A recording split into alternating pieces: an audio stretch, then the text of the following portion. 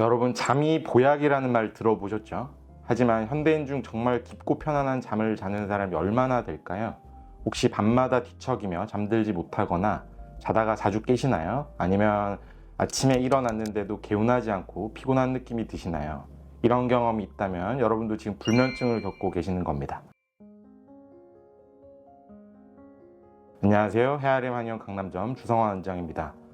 오늘은 많은 분들이 겪고 계시는 불면증의 원인과 한의학적인 치료법에 대해서 자세히 알아보겠습니다. 수면은 잠이 드는 단계와 잠이 유지되는 단계로 나눌 수 있습니다. 잠이 드는 단계에는 아데노신이라는 물질이 중요한 역할을 합니다. 아데노신은 일종의 피로물질인데 이 물질이 뇌에 충분히 쌓여야지 흥분이 줄어들어서 잠이 오게 되거든요. 이 아데노신은 낮에 활동하면서 이 누적이 됩니다. 그리고 빗자극에도 영향을 받고요. 이를 통해서 우리 몸에 일정한 일주기 리듬이 형성되어 그 리듬을 따라서 잠을 자게 됩니다. 그래서 활동을 너무 안 한다거나 하면 이 피로물질이 쌓이지가 않게 되겠죠. 그래서 잠을 자기가 되게 힘들어집니다. 또 반대로 밤 시간에 교대 근무를 하시는 분들이나 외국 여행하고 시차 적응을 하기 힘든 경우에 이 아데노신이 부족하거나 문제가 생겨서 일주기 리듬이 깨지게 되고 그 때문에 정상적으로 잠들기가 어렵게 됩니다. 일주기 리듬은 낮에 생활을 할 때 이 체온이 올라가고 야간이 되면 체온이 떨어지는 일정한 리듬으로 움직이는 하루의 바이오 리듬 같은 것들을 말합니다. 이 리듬이 안정적으로 형성이 돼야 활동을 하거나 잠이 들거나 하는데 안정적인 패턴을 가질 수가 있게 되는데요. 그게 깨지게 되면 이제 수면에 굉장히 영향을 크게 받게 됩니다. 우리 잠이 유지되는 단계에서는 체온, 혈당, 호흡 등 정상적인 어떤 신진대사들이 굉장히 중요한 역할을 합니다. 낮 동안에는 활동을 하면서 신진대사가 활성화돼서 혈당이 상승하고 체온이 올라갑니다. 반면에 잠이 들 때는 신진대사가 80% 정도가 떨어져서 20% 정도만 남게 되거든요. 그때는 혈당이 저하되고 이제 체온이 낮아지게 됩니다. 정상적인 수면 패턴은 오후 4시경에서 6시경 정도의 체온이 서서히 낮아지게 되는데요. 이때 우리가 잘 알고 있는 멜라토닌이라는 수면 호르몬이 분비돼서 깊은 수면을 준비하게 됩니다. 나이 드신 분들은 신진대사가 왕성하지 않잖아요. 그 때문에 애초에 체온이 낮아져 있어서 정상적으로 4시에서 6시에 하강이 잘 안 되는 경우들이 많거든요. 그래서 밤에 잠들기가 힘들거나 체온이 가장 낮아질 때 너무 지나치게 낮아져서 새벽에 잠 깨서 아침잠이 없어지는 현상이 발생을 하게 됩니다. 스트레스 받고 있는 상태에서는 체온이 올라가기 때문에 정상적인 체온 하강이 잘 일어나지 않습니다. 이로 인해서 이제 잠이 들기가 어렵거나 잠을 유지하지 못하고 얕은 잠을 자다가 중간에 깨는 일이 빈번하게 발생을 하게 되거든요. 자다가 악몽 꾸거나 혹은 식은땀 흘리시는 분들 많으시죠. 이렇게 식은땀 흘리면서 깨는 것은 체온이 하강하지 못하고 체온이 계속 높아져 있다는 신호입니다. 그래서 이런 증상들이 있다면 스트레스 관리와 함께 수면 환경도 점검해 볼 필요가 있습니다. 밤에 잘 때 체온이 지나치게 높아지는 온도들도 이런 수면에 영향을 굉장히 크게 미치게 됩니다. 보통 많은 분들이 잠을 잘 때 이 온열 매트나 돌침대 같은 걸 쓰시는 경우가 많은데요. 직접적으로 피부에 닿으면 수면에 굉장히 영향을 크게 받습니다. 이 체온이 안정적인 체온 상태가 유지가 안 되고 오락가락하게 만들거든요. 그래서 불면증이 있으실 때는 가급적이면 직접 피부에 닿는 온도가 올라가는 것보다 공기 온도가 약간 올라가는 정도가 좋고요. 생각보다는 깊은 수면을 취할 때 이 온도가 굉장히 낮아야지 깊은 수면을 취할 수 있거든요. 보통 알려져 있기로는 18도에서 20도 정도 되는데 이 한국인의 수면 환경상 18도에서 20도는 매우 춥게 느끼는 온도입니다. 그래서 이 미국에서 발표한 연구는 그 정도 온도가 되지만 동양인들은 대략 20도에서 23도 정도의 온도가 추천이 됩니다.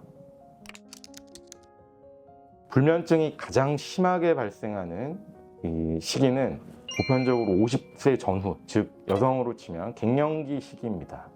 이때가 생각보다 굉장히 많고 제가 진료하는 환자분들의 경우에는 거의 70~80% 정도가 이 시기에 불면증을 호소를 합니다. 이 시기에는 여성 호르몬, 특히 에스트로겐 생성 및 분비가 줄어들고 이로 인해서 중심 체온이 변화를 크게 합니다.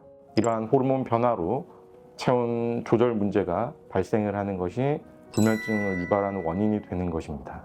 갱년기 증상으로 흔히 알려져 있는 안면 홍조, 식은땀, 야간에 자면서 땀 흘리시거나 하는 분들이 많은데요. 이런 것도 다 체온 조절 기능 변화와 관련이 있으며 이러한 증상들이 야간에 발생하면 당연히 수면에 굉장히 큰 저해 요소가 되겠죠. 나이 드신 분들의 경우에는 기본적으로 중심 체온이 낮아져 있습니다. 신진대사가 왕성하지 않기 때문인데요. 그래서 안정적인 체온 변화 패턴을 만들어내기가 힘들어서 이제 노인들 수면 같은 경우에는 상당히 난치로 진행을 하는 경우들이 많습니다. 그래서 이 갱년기와 노인 사이 구간에 정상적인 건강 관리가 잘 되어야 이 만년의 불면증을 예방하는 데 큰 도움을 받을 수가 있습니다. 수면제의 경우에는 단기간에 수면이 아주 불량할 때는 도움을 받을 수 있습니다. 이 수면제들이 대부분 뇌 가바라고 부르는 신경전달 물질을 활성화시켜서 뇌가 파워가 꺼지도록 하는 데는 영향을 주거든요. 대신에 장기적으로 보면 정상적인 대사에는 영향을 거의 안 주거나 오히려 부담이 되는 요소들이 많아서 수면제에 의존하는 구간으로 접어들게 되면 오히려 이제 수면의 질을 더 악화시키는 요인으로 기능을 하기도 합니다. 그래서 단순히 수면제를 복용해서 잠을 잔다 여기까지가 이제 불면증의 치료라고 보기는 힘들고요. 그와 더불어서 여러 가지 생활 관리나 이 건강 관리들이 같이 보조가 돼야 이 의존이나 내성으로부터 자유로워질 수가 있습니다. 수면제를 시작하면 평생 드시는 분들이 굉장히 많거든요. 최근에 연구들 자료를 보시면 아시겠지만 수면제 장기 복용이 알츠하이머를 비롯한 치매나 중풍이나 기타 신경계 질환의 큰 요인이 될 수도 있다는 보고들이 많거든요. 그래서 사실은 보통 내성이 1년에서 2년 사이부터 본격적으로 발생을 합니다. 그래서 수면제를 복용하기 시작한 시기에 1년에서 2년이 어떤 의미에서는 불면증과 관련된 골든타임으로 볼 수 있거든요.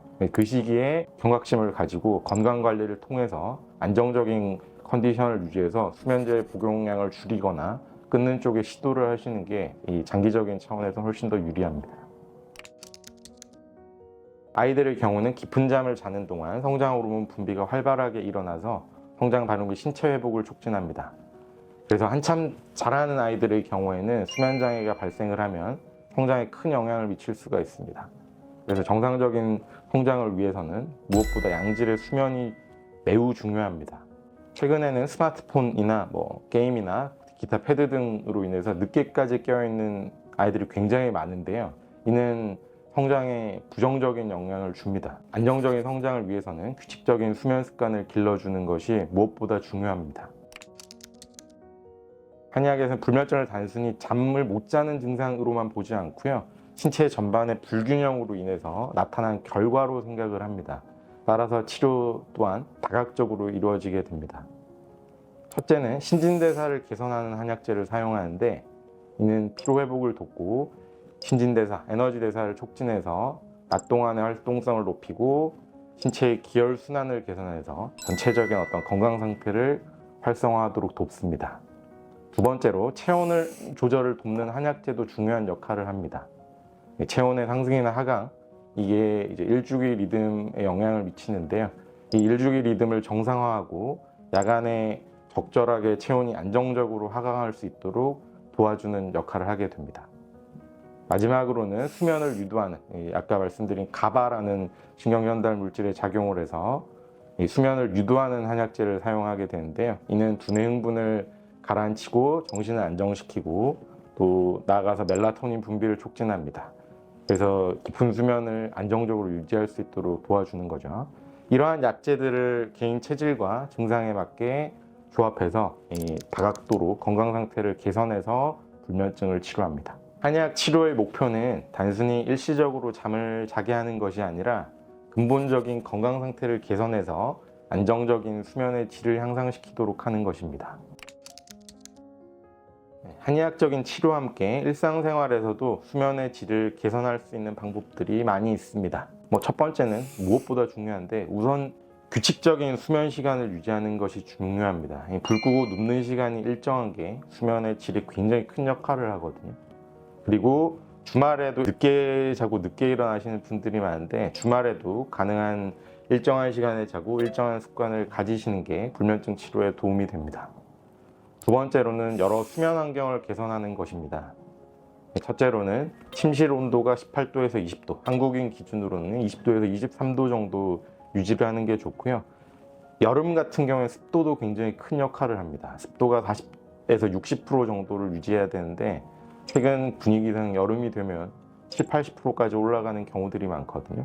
덥고 습한 환경이 이제 잠을 자는데 굉장히 저해 요소가 됩니다.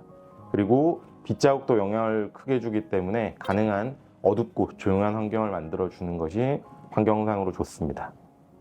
세 번째로는 취침 전에 루틴을 만드는 것도 수면의 질을 높이는 데 도움이 됩니다. 예를 들면 따뜻한 물로 샤워를 해서 손발을 따뜻하게 만들거나 가벼운 스트레칭을 해서 이제 긴장을 이완시키거나 명상을 해서 몸과 마음을 편안하게 만드는 것, 그리고 취침 1시간 전부터는 전자기기 사용을 줄이는 것, 이런 것들이 수면의 질을 향상시키는 데 상당히 유리하게 작용을 합니다. 마지막으로 규칙적인 운동을 하시는 것도 수면에 도움이 됩니다. 단 수면 취침 3, 4시간 전에는 되도록 운동을 끝내는 게 좋거든요. 야간에 격렬한 운동을 하시는 분들이 많은데 야간 운동이 수면 질 저하에 굉장히 큰 요인이 됩니다. 또 카페인은 오후 2시 이후에는 이 수면 질 저하에 영향을 주기 때문에 그 이후에는 자제를 하시는 게 좋고요. 낮잠은 추천이 20분에서 30분 정도이고 가급적이면 오후 3시 이전에 주무시는 것이 좋습니다. 오늘은 불면증에 대해서 알아보았는데요. 불면증은 단순히 잠을 못 자는 것만이 문제가 아니라 전반적인 건강 상태와 굉장히 밀접한 관련이 있습니다. 따라서 근본적인 원인을 찾아서 건강 상태를 개선하는 것이 불면증을 치료하는 길이고, 불면이 개선이 돼야 이제 건강 상태가 더 좋아질 수 있다, 그렇게 말씀을 드릴 수 있습니다. 만약 여러분께서 지금 불면증 때문에 큰 고생을 하고 계시다면 한의학의 도움을 받아보시기를 진심으로 권해드립니다. 궁금한 점이 있으면 언제든지 댓글로 남겨주시면 다음 영상에서 답변 드리겠습니다. 다음 영상으로 또 만나겠습니다. 감사합니다.